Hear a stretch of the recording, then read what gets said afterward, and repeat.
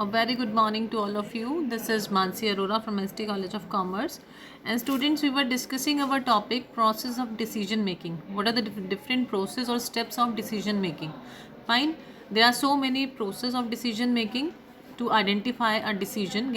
First of all, we have to gather information, then assessing alternatives, resolutions, after then evaluation of that alternatives, and then we will implement it on the last point.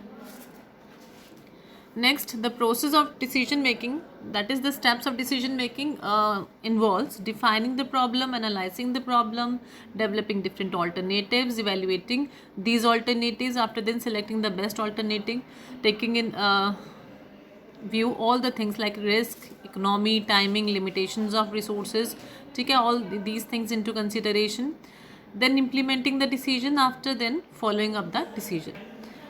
तो ये सारे के सारे points हमने last video में यहाँ तक discuss किए थे. फाइन स्टूडेंट्स, अब हम इसके जो स्टेप बाय स्टेप हैं इनको थोड़ा जो एक प्रोसेस में डिफाइन करते हैं. तो first step is problem identification and diagnosis. सबसे पहले तो हमारा पहला स्टेप तो होता है हमें प्रॉब्लम ही पता होनी चाहिए. व्हाट इज़ द प्रॉब्लम, ठीक है, उसको हम अच्छे से डायग्नोस करें कि कहाँ पे क्या कंपैरेटिव एक जो स्टेटमेंट है उसको निकालें कि कहाँ पर लैक है, कहाँ हमारी प्रॉब्लम रही है. तो वो हम कैसे कर सकते हैं? By comparing of actual to the desired outcome. ये उस चीज़ से हम आइडेंटिफाई कर सकते हैं अपनी प्रॉब्लम को.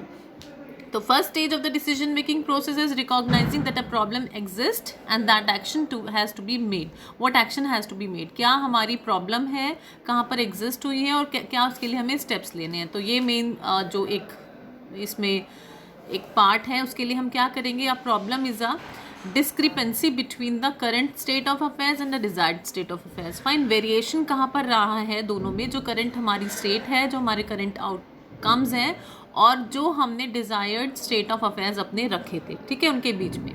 Unless the problem is identify in precise terms, एक अच्छे से हमें अच्छे से पूरी एक स्टेटमेंट फॉर्म में हमें पता नहीं चलते हैं, एक कंप्लीट फॉर्म में, तो जो हमारा जो एक्सप्लेनेशन के साथ हमें सॉल्यूशंस हमारे लिए बहुत मुश्किल होता है आइडेंटिफाई करना, ठीक है.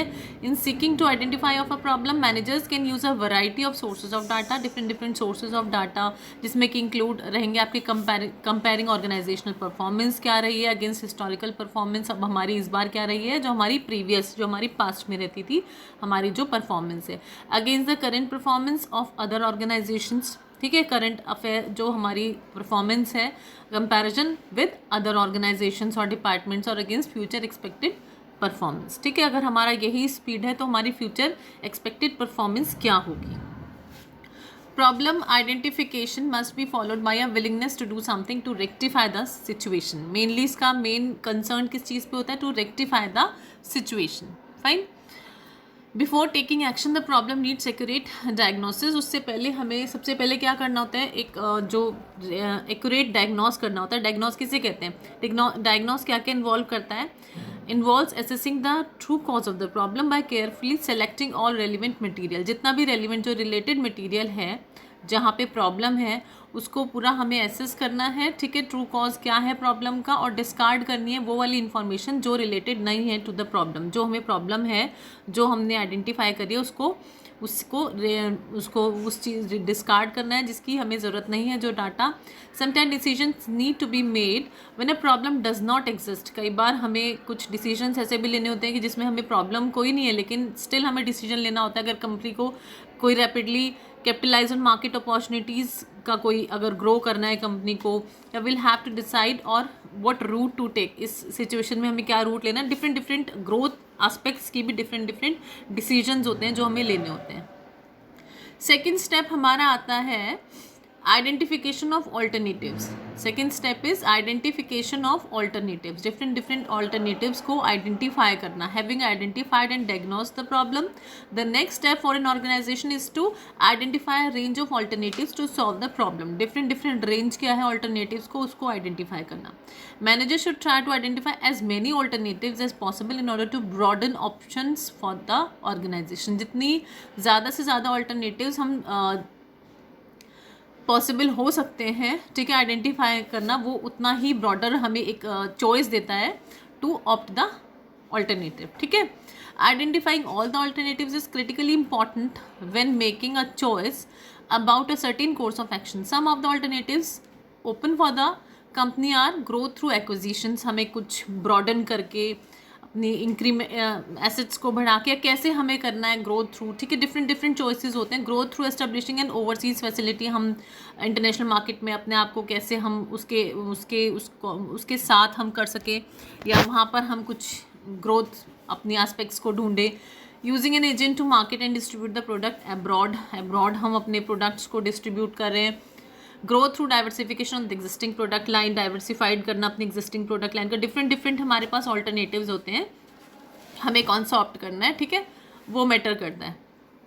नेक्स्ट आता है हमारा इवेल्युएशन ऑफ ऑल्टरनेटिव्स. सिंपल सी बात है, हमने पहले ऑल्टरनेटिव को हमने आइडेंटिफाई करा, उसके बाद हमने ऑल्टरनेटिव को आइडेंटिफिकेशंस करे डिफरेंट डिफरेंट ऑल्टरनेटिव्स के, उसके बाद हम उनकी इवेल्युएट करेंगे. Evaluation having identified the available alternatives, a manager needs to evaluate each alternative in order to choose the best one. सारे के सारे जितने alternatives हमारे पास हैं उनका evaluation करता है कि कैसे कौन सा हमारे ऑर्गेनाइजेशन के लिए, हमारी सिचुएशन के लिए बेस्ट पॉसिबल रहेगा. Consideration should be given to the advantages and disadvantages as well. Advantages को भी कंसिडर करेगा प्लस डिसएडवांटेजेस को भी, regarding cost and benefits associated with each option. ठीक है, कॉस्ट और जो हमारा बेनिफिट्स हैं associated with each alternative, each option. Most alternative will have positive and negative aspects and the manager will have to try the balanced anticipated outcome. जो balanced anticipated outcome है उसको opt करना है. Fine.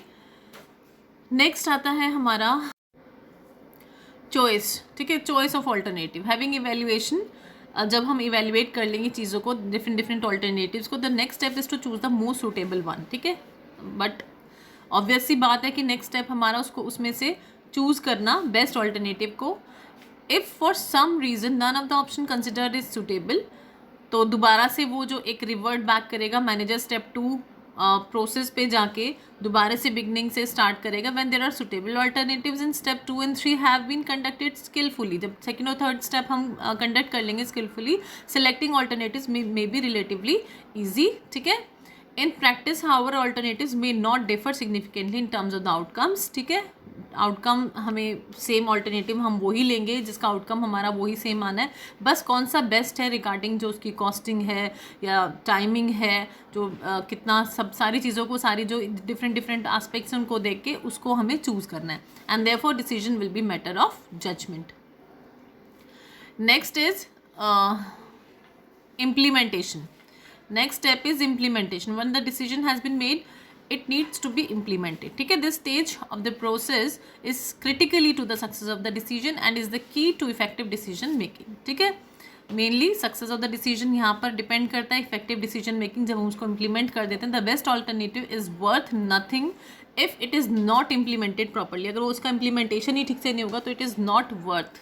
ठीक है, in order to successfully implement a decision, manager must ensure that those who are implementing it fully understand why the choice was made. वो हमने alternative क्यों सेलेक्ट करा है, सबसे पहले ये चीज़ अच्छी तरह हमें ये चीज़ पता चल जानी चाहिए. ठीक है, हमें ये चीज़ पता होनी चाहिए जो मैनेजर्स जो जिस तरह से उसको इम्प्लीमेंट किया जा रहा है उस पॉइंट पर, उस स्टेज पर, and are fully committed to its success. Next sixth point is evaluation and feedback. After then feedback, this is the last point. Once the decision is implemented, it needs to be evaluated to provide feedback.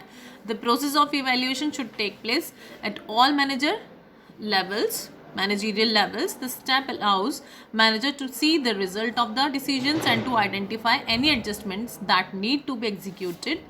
In almost all cases, some form of adjustment will be made to ensure a more favorable outcome. Evaluation and feedback are not one-off activities, however they should form part of an ongoing process. ये एक ongoing process है. हमने क्या implement किया है उसको evaluate करना, feedback मिलना, ये सबसे important एक जो step होता है, lastly step होता है. without feedback हमें कुछ जो एक इन्फॉर्मेशन है रिगार्डिंग हमने क्या सही किया है, क्या गलत किया है, इवैल्यूएशन और फीडबैक उस एक्टिविटी को कंप्लीट करते हैं. और जो कि बहुत इंपॉर्टेंट है, ठीक है, ऑन गोइंग प्रोसेस हमारा कैसा चल रहा है, उसको उसमें क्या एडजस्टमेंट्स करने हैं, उसको आइडेंटिफाई करना, ठीक है, रिजल्ट्स को देखना, ठीक है, कि कैसे वो वर्क कर रहा है जो हमने इम्प्लीमेंट किया है, ये भी एक इम्पॉर्टेंट स्टेप होता है, बहुत इम्पॉर्टेंट एक लास्टली प्रोसेस होता है. So guys, this is all for today. Thank you.